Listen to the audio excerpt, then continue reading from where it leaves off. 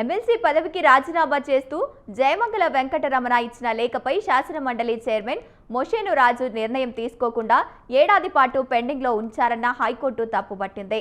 ఆయన చర్యలు చట్ట విరుద్ధమని తేల్చింది. విచక్షణాధికారం పేరుతో సహేతుక సహాయంతో నిర్ణయం వెల్లడించకపోవడం విచారణ ప్రక్రియను దుర్వినియోగం చేయడమే కాదు, వెడ్నెస్బరీ సూత్ర అధికారం 14కు విరుద్ధమని తేల్చి చెప్పింది.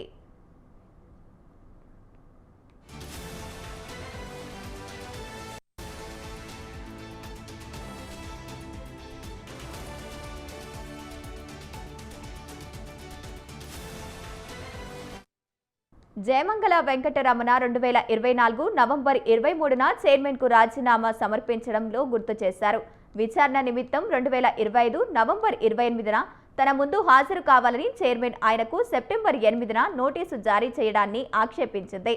జయమంగళ రాజీనామాపై 4 వారాల్లో విచారణ ముగించి నిర్ణయం ప్రకటించాలని చైర్మన్ను ఆదేశించింది.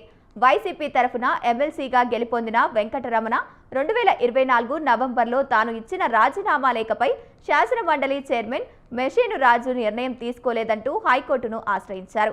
ఇటీవలే ఈ వ్యాజ్యంపై వాదనలు ముగియడంతో న్యాయమూర్తి జస్టిస్ గన్నమనేని రామకృష్ణ ప్రసాద్ తీర్పును రిజర్వ్ చేశారు. గురువారం నిర్ణయాన్ని వెల్లడించారు.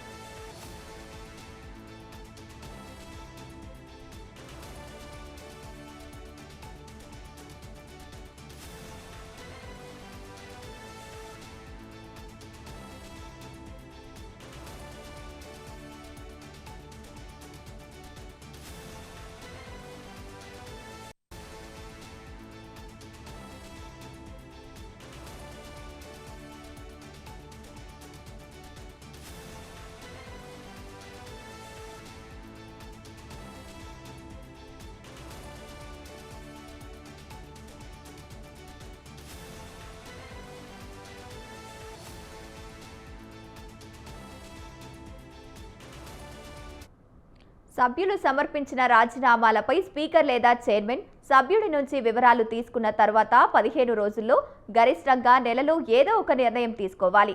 మండలి చైర్మన్ చర్య పార్లమెంటు జరిగిన చర్చ ఆధారంగా తీసుకొచ్చిన 33వ రాజ్యాంగ సవరణ స్ఫూర్తికి విరుద్ధం. చట్టాలు చేసేవాళ్లు చట్టం కంటే ఎక్కువ కాదు. చట్టసభలో స్పీకర్, చైర్మన్ నిష్పక్షంగా వ్యవహరించాలని రాజ్యాంగం వారిపై అపారమైన నమ్మకాన్ని ఉంచింది. ఈ నేపథ్యంలో వారి విచక్షణాధికారం ఏకపక్ష మార్గంగా ఉండకూడదు. రాజీనామాపై ఏపీ మండలి చైర్మన్ సకాలంలో నిర్ణయం తీసుకోకపోవడం సహేతుకం, సమర్థనీయం కాదు అని తేల్చి చెప్పింది.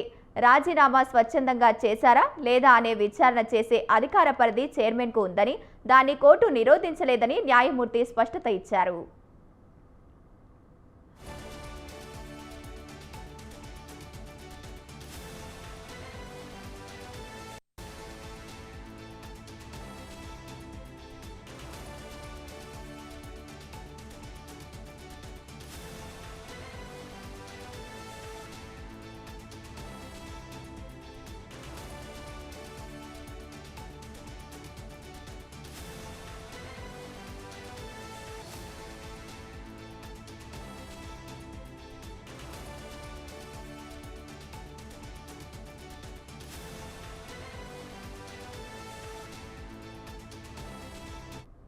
జయమంగళ వ్యాజ్యంలో కౌంటర్ వేయడంలో మోషేను రాజు జాప్యం చేయడంపై హైకోర్టు గతంలో తీవ్ర అసంతృప్తి వ్యక్తం చేసింది.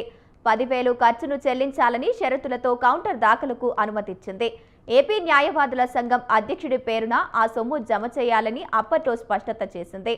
ఆ సొమ్ముతో న్యాయ గ్రంథాలు కొని సంఘం గ్రంథాలయంలో ఉంచాలని అధ్యక్షుడిని ఆదేశిస్తూ సెప్టెంబర్ 16న ఉత్తర్వులు జారీ చేసింది. ఆ మేరకు చైర్మన్ 10,000 న్యాయవాదుల సంఘానికి చెల్లించారు.